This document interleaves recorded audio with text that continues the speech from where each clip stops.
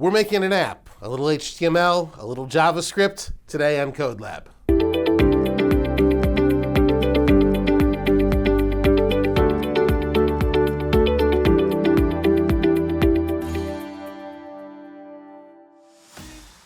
I'm Mark, and welcome to CodeLab. CodeLab is about building with code. And if you're a coding newbie, this is a great place to learn about different languages and coding techniques. You've probably already discovered that the best way to learn to code is to actually write some code. So that's what we're going to do today. We're going to be primarily writing in HTML and JavaScript and creating an easy finger painting app that allows a user to paint within the browser. I'll be going over each line of code to make it understandable, even if you're just getting started. So it's time to open your laptop, refill your coffee, and let's get going with today's project. Before we begin, I just wanted to remind you to like and subscribe to the Tech Learning Network channel. I come out with new coding videos each week, and we also publish videos on graphic design and digital productivity. Liking the video or subscribing to the channel will help the Tech Learning Network grow. Now, without further delay, let's get started. Probably the best place to start is a demo with the application that we're going to create. I've got the application loaded into my browser window here, and then I full screen the browser so you can only see the application. Notice at the bottom of the screen we have a couple of controls, and as I drag the mouse, I draw a line. So this is the finger painting. I'm quite the artist, as you can tell here. But here, I've been able to draw a face.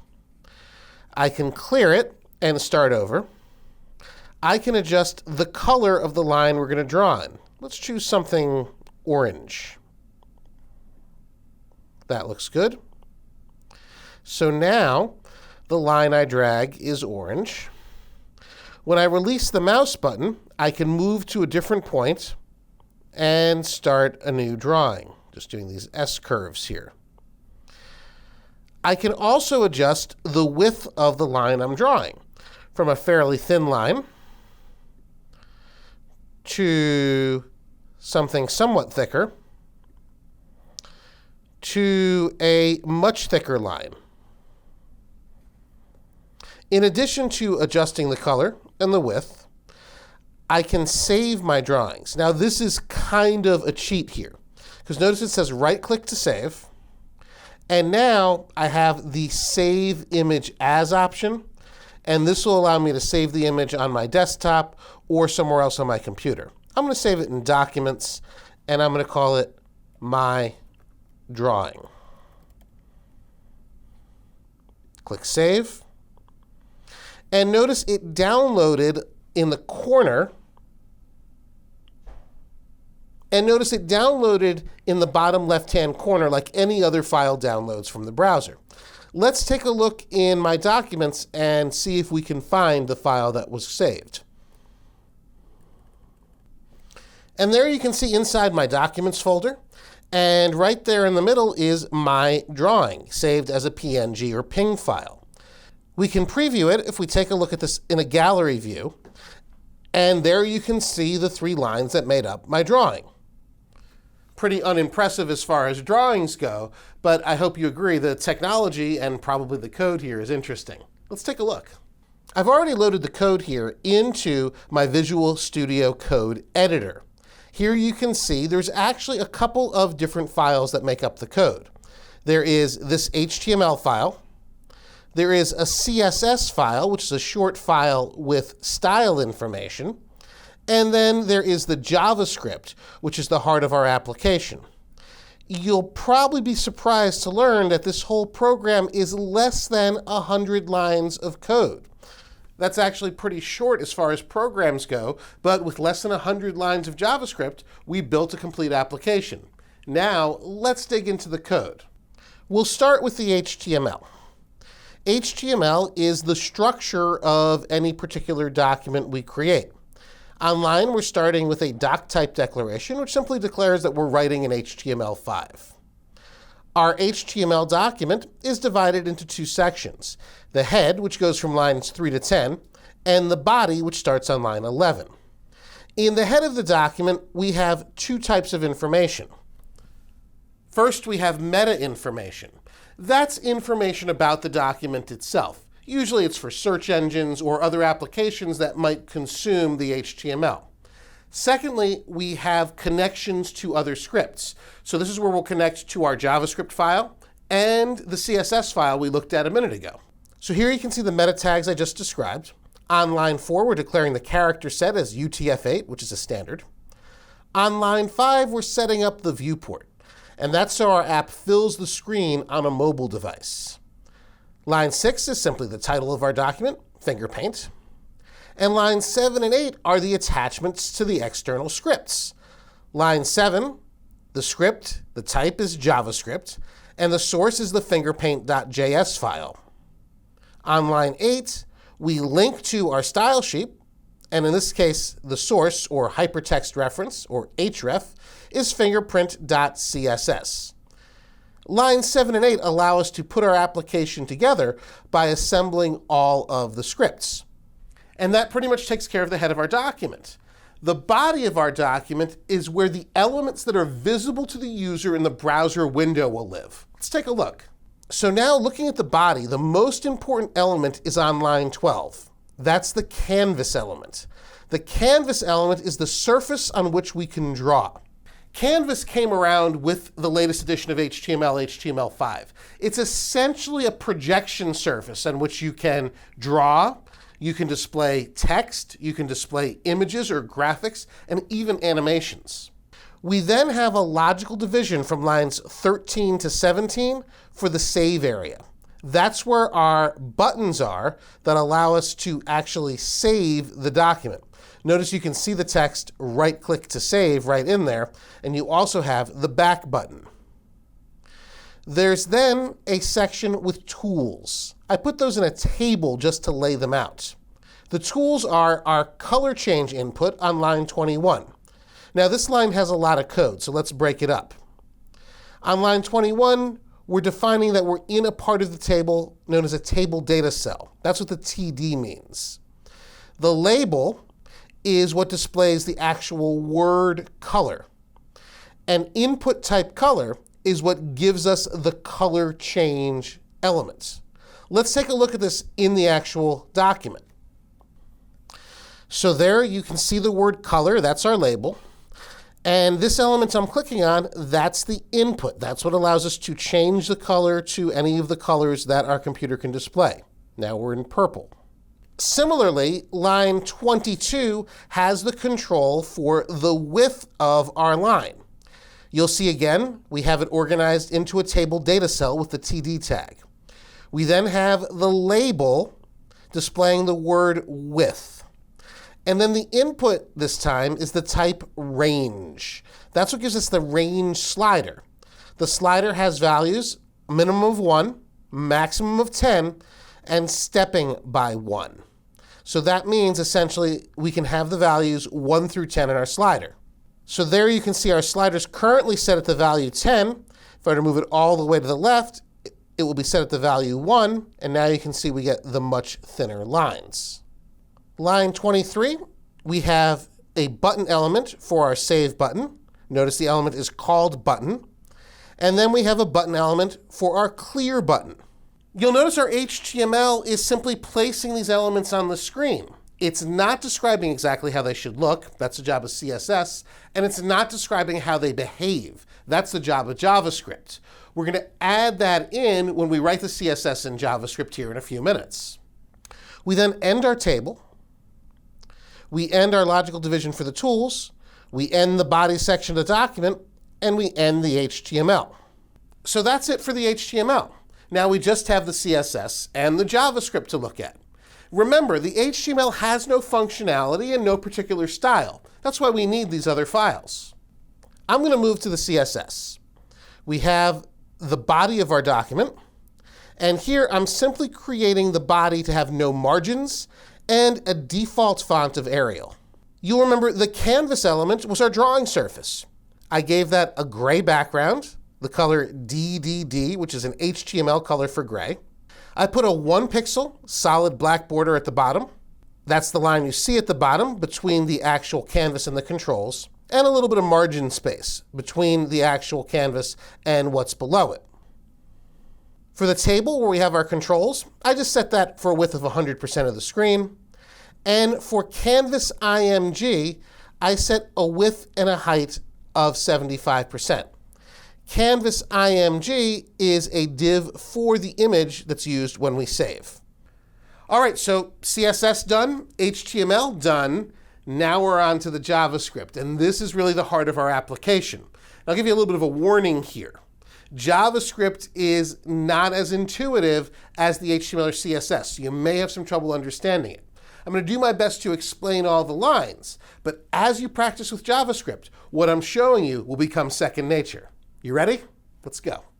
Our JavaScript is essentially broken into sections that run when specific events occur. So you'll notice on line 4, window onload equals function. So this function, all of the code starting on line 6, runs when the window loads. Before we get to that, there are 2 different variables which are global variables we use throughout the entire program. The first is drawing. Drawing is essentially a flag that indicates whether or not we're drawing on the canvas surface at the time. It can be true or false. Initially, it's false because we don't want to start off drawing. It mirrors the mouse button. If the mouse button is down, drawing will be true. If the mouse button is up, drawing will be false.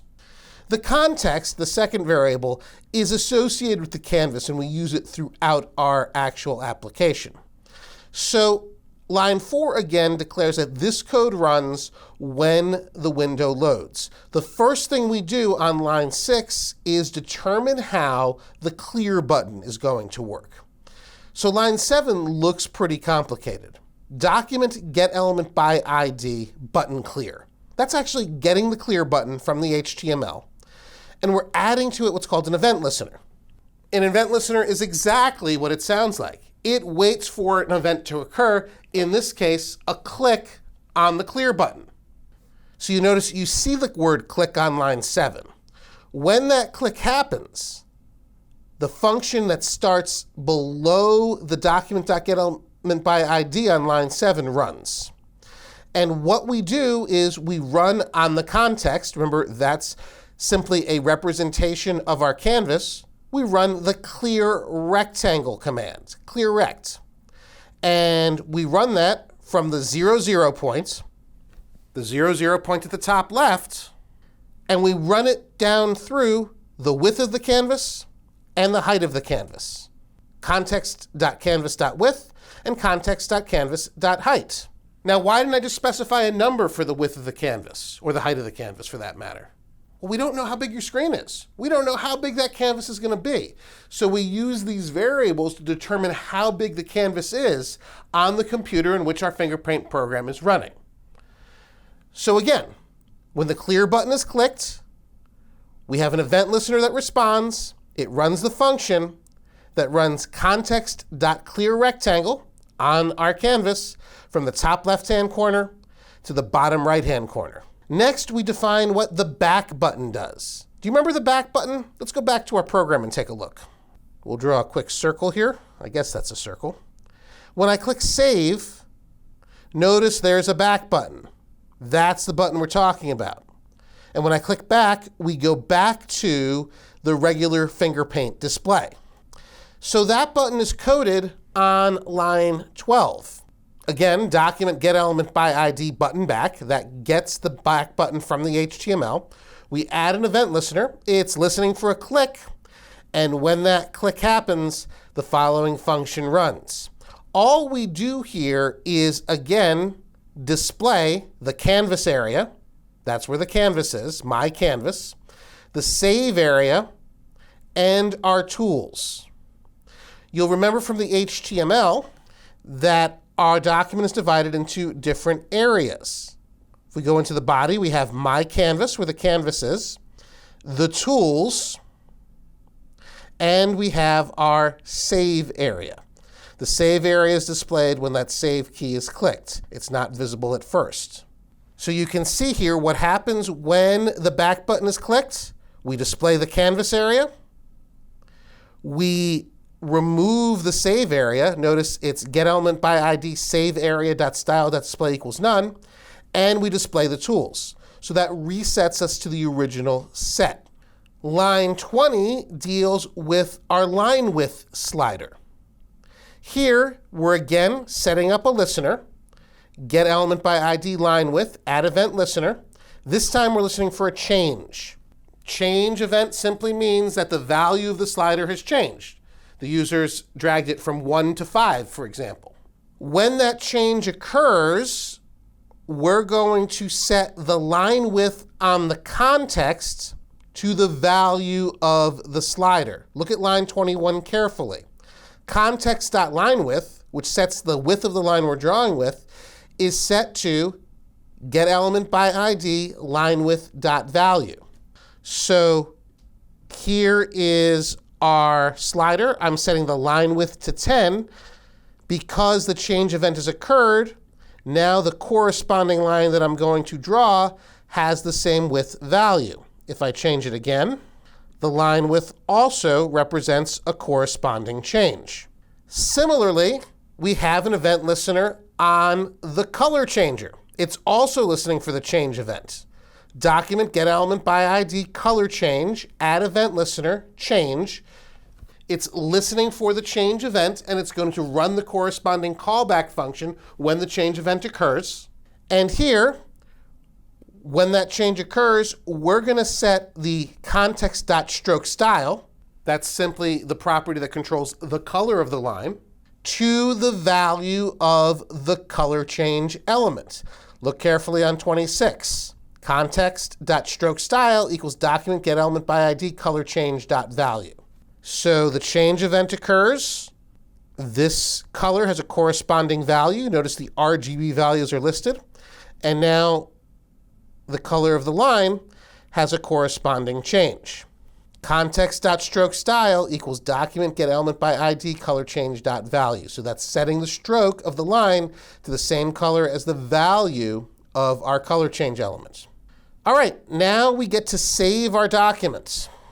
This occurs when the Save button is clicked. You can see that on line 30. So again, we're going to change the display to that Save display. That doesn't display the canvas. Notice on line 31, my canvas, that style.display equals none. It does display the Save area and doesn't display the tools. Let's watch those three things happen. So I click the Save button, the tool area and the canvas will disappear, and the Save area is displayed with the image we're saving, the instructions, and the back button. Line 35 is what actually does the saving. We get the canvas. We use the toData URL to digitize what's there, and then the user can right-click and choose to save the image. We also display the actual image in a digitized form. That's what happens on line 36. These last few parts of the application are essentially what makes it run. We've taken care of all the events that can occur, all the buttons that can be pushed, all the tools that can be changed. Now we've got to actually run the application from second to second. So the first thing we got to do is we got to size the canvas based on the size of the window. So on line 40, we set up the canvas. On line 41, we set up the width and the height. So notice the width is equal to window.innerWidth. So we size it the size of the window. And on line 42, we set the size of the canvas to the height minus 60. Minus 60 allows room for our tools. This application is constantly tracking the mouse, because it has to know where the mouse is and if the mouse is moving so it can draw. The mouse movement is taken care of in the section starting on line 44. On mouse move, we run a function called handle mouse move. On mouse down, we run a function called handle down. And on mouse up, we run a function called handle up. These functions are down here. Handle mouse move, handle down, and handle up. Lines 49 through 52 simply set our initial stroke style. So our line is black. Our line joins are round. That means if we join two lines, we have a round join, and the initial width is 5. Remember, our line width is on a scale from 1 to 10. We also have to hide the save area on line 55. Remember, we don't display the save area until the user hits the save button. Handle mouse move. This is probably the most complex part of the application. In fact, on line 60 and 61, I still have some debugging code in here. What this does is displays the X and Y coordinates in the console. So I could trace those as I was creating the program. Here I've opened the console, and you can see the X and Y coordinates being displayed with each mouse move. So that's being tracked constantly as our program executes. Now, line 62 runs some code if drawing is true. That means the mouse button is down. If the mouse button is down, we essentially are drawing the line, which is a series of a couple of different commands. We draw the line to the position of the mouse, client X and client Y. We close the path at that point. We draw the stroke, and then we move to the next position. If the mouse is not down, if we are not drawing, then line 71 runs, where we simply move to that position without drawing. This way, we're always tracking the position of the mouse, but we're only going to leave the line behind with line 2 closed path and stroke if the mouse button is down. So line 62 through 71 determines whether or not the mouse button is down. If it is, we draw the line or reposition the mouse as it moves. If the mouse button's not down, we simply keep moving.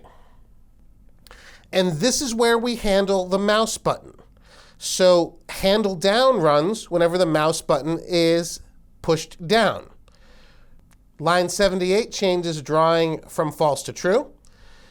We log out something for debugging on line 79. And when the mouse button goes down, we move to the point where the mouse is, and we begin the path. We start drawing. When the mouse button goes up on line 85, we simply set drawing to false. Remember, our if statement, if drawing is false, will not run line 65, 66, 67, which actually draws the line, and instead just run line 71, which just keeps track of the mouse movement. Here you can see that at work. Mouse button goes down, we start drawing the line. Mouse button comes up, still moving the mouse, but no drawing. Mouse button goes down again, up, down, up, down, up, down. You get the idea. So our code is actually reacting to the JavaScript events that are occurring. Let's review real quickly. When the window loads, we set up our clear button and our back button. We set up our width scale control so that the width of the line changes when the user makes an adjustment. We do the same thing with our color control.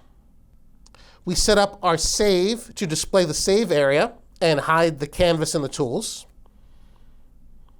And then we digitize the drawing with toData URL and display the drawing inside the save area. Then the user has to right-click to save. To set up the program, we size our canvas to the size of the window.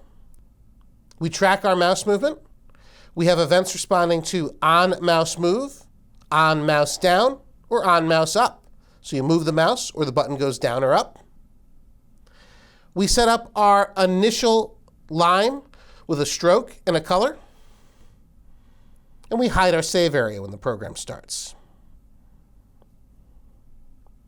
When the mouse moves, we determine whether or not the button is down by looking at the drawing flag. If we are drawing and the button is depressed, we'll use line 2 closed path and stroke to draw our line, and then move to wherever the mouse is. If the button isn't down, we'll simply keep moving without drawing. We handle the down button by switching drawing to true, moving to the point where the mouse is located in our canvas, and beginning our path to start drawing. When the mouse goes up, we simply set drawing to false. And that's it. That's the code that makes our application. Thanks for watching. I hope you enjoyed putting together the finger painting app and were able to get it working. Remember that completing projects is the best way to learn to code. We'll be back next week with another edition of CodeLab. Thanks for watching. See you next time.